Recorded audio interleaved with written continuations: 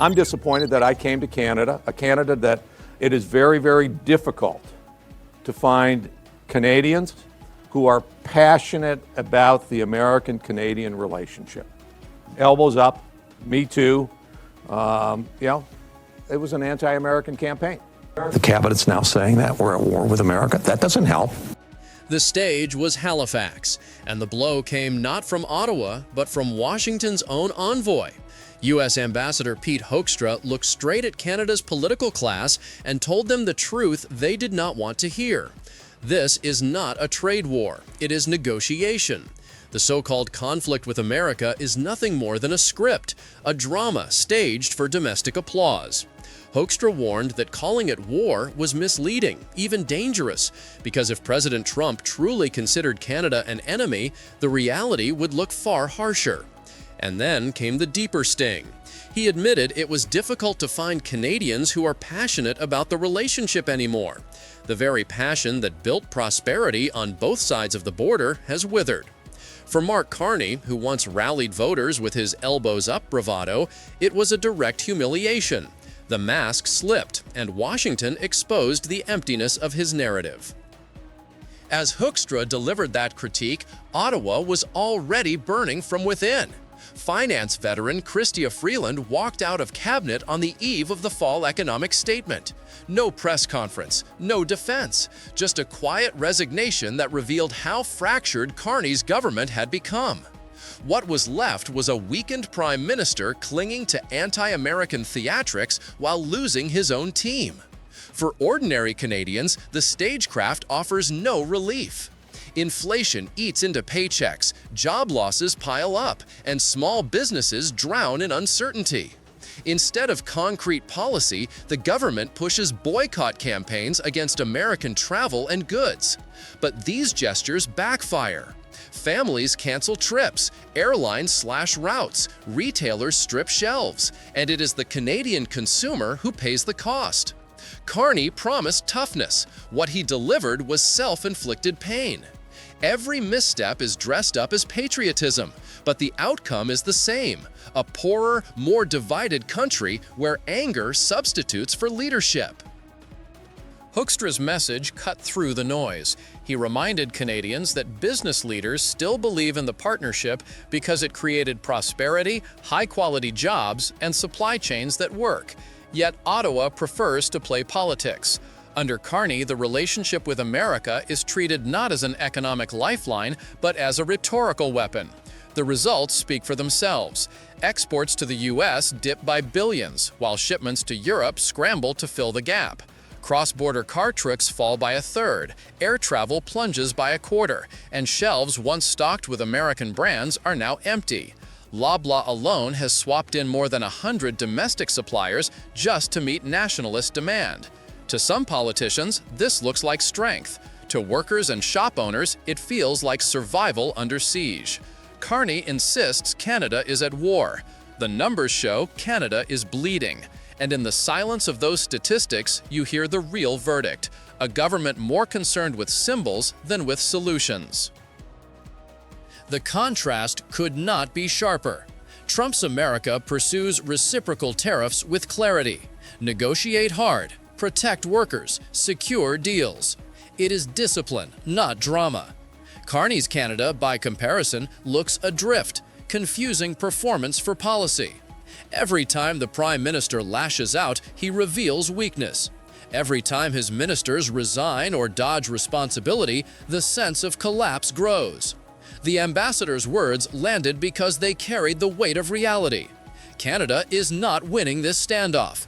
It is isolating itself while the United States continues to dictate the terms of trade. For Canadians, the cost is higher prices, fewer jobs, and a government that confuses slogans with solutions. The warning is clear. Canada is sliding deeper into crisis, while Trump's America walks away stronger, holding the reins of the game board. Increase. We're going to bring it from 25% to 50%, the tariffs on steel into the United States of America. Tariffs, we know fully it's going to impact workers on both sides of the borders. Trump has basically thrown our supply system and economies into chaos. Trump's steel and aluminum tariffs strike at the heart of Canada's industry, and Carney opened the door for Washington by pulling back retaliation. These metals are not minor commodities. They are the backbone of Canadian manufacturing, feeding auto plants in Ontario, aerospace in Quebec, and infrastructure projects nationwide.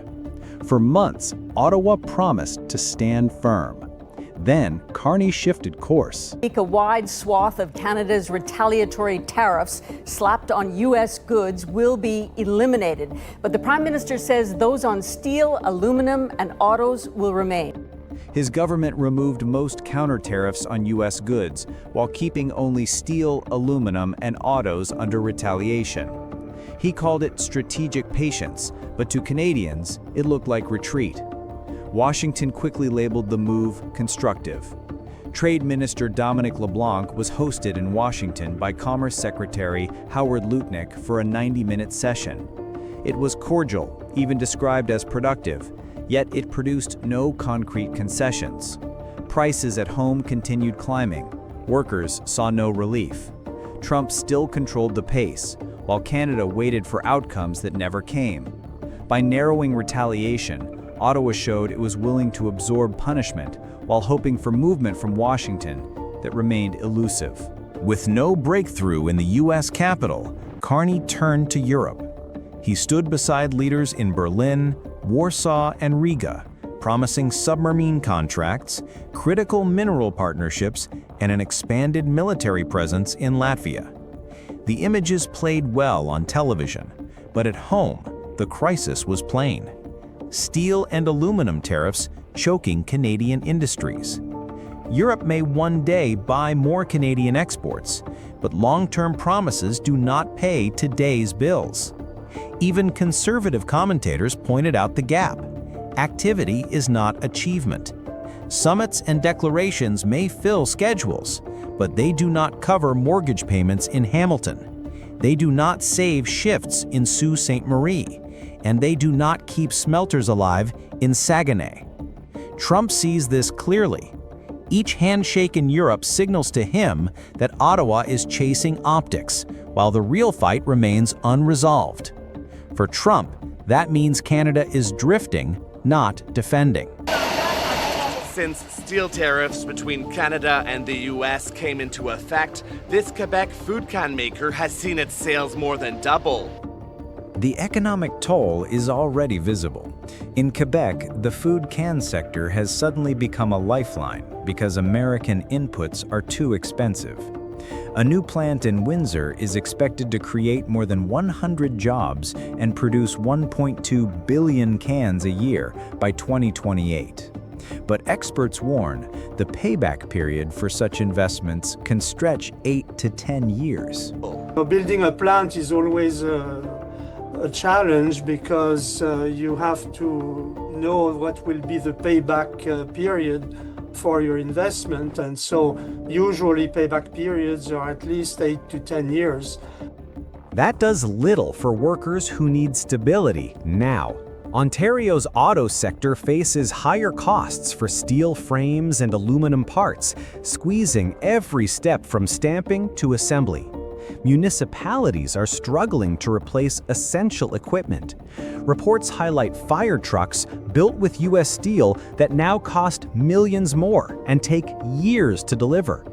Statistics Canada notes Windsor unemployment remains above 10%, among the highest in Canada. Quebec's aluminum producers warn about layoffs if tariffs persist. These are not abstract numbers. They are paychecks, mortgages, and grocery bills. Add a weakened Canadian dollar, and the burden grows heavier.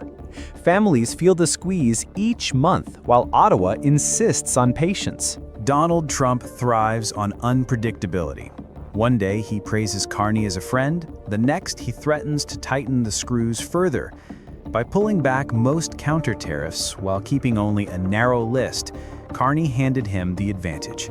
Ottawa claims Canada still holds many cards, but the first card played was retreat, and that message matters. It tells Trump that Canada will endure economic pain without forcing concessions in return. Steel and aluminum were supposed to be pillars of the Canadian economy.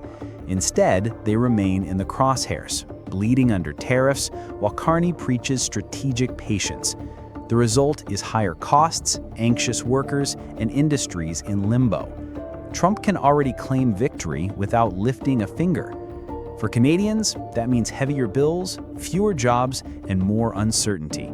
And the harsh reality is this: if Ottawa calls this patience, then the battle still ahead could be far more punishing. I'm announcing today that the Canadian government will now match the United States by removing all of Canada's tariffs on U.S. goods, specifically covered undergoods. Where are Mark Carney's elbows these days? He seems to have misplaced them.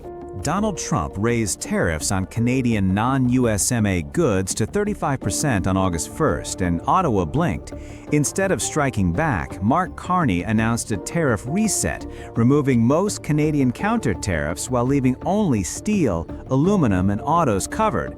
Government aides describe it as strategic patience, but to Canadian families it looks like weakness.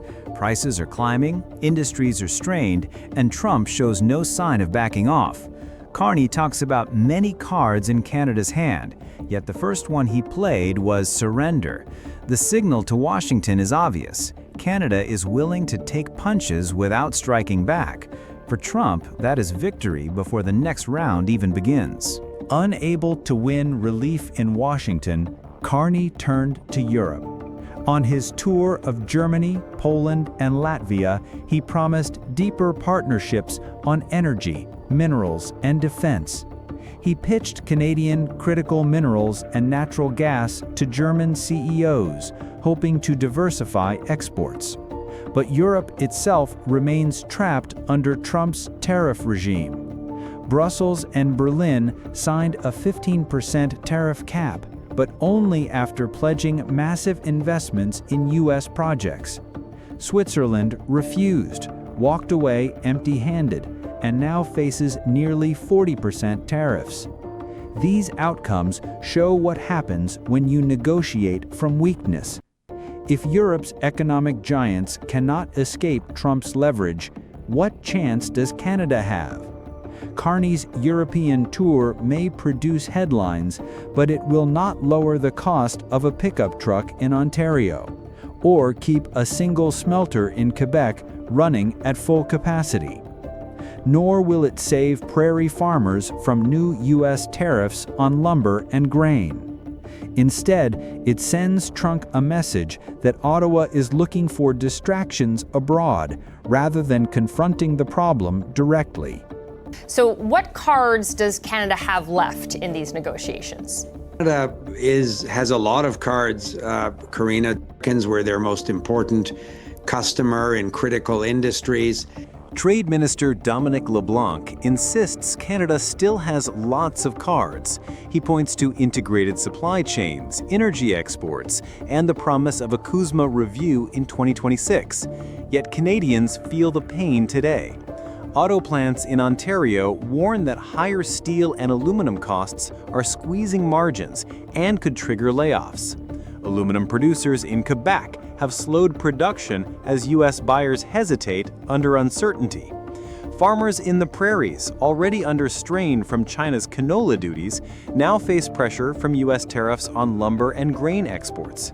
The softwood lumber sector, always a flashpoint in Canada-U.S. trade, is once again under heavy strain, with mills warning about reduced shifts and threatened contracts. For workers, this means more insecurity and fewer hours on the job. LeBlanc's argument that Canada has leverage rings hollow when Ottawa has just removed counter tariffs on a wide range of U.S. goods. Those tariffs, introduced in February, were touted as Canada's defense.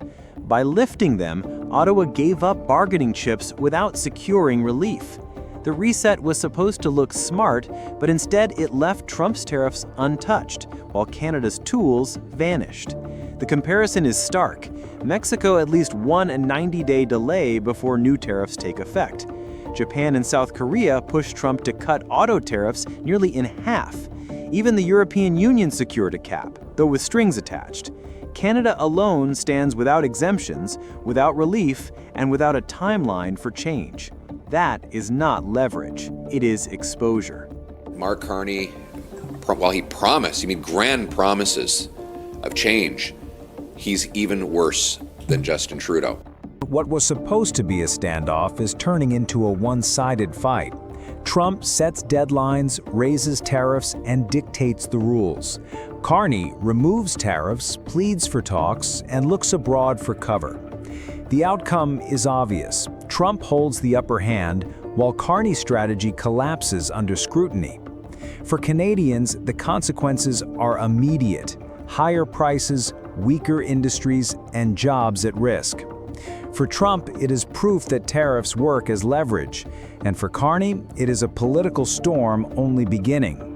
Ottawa may speak of leverage, but on the ground, it is Canadian workers and consumers paying the price. If this is just the opening round, the blows still to come could be far more punishing.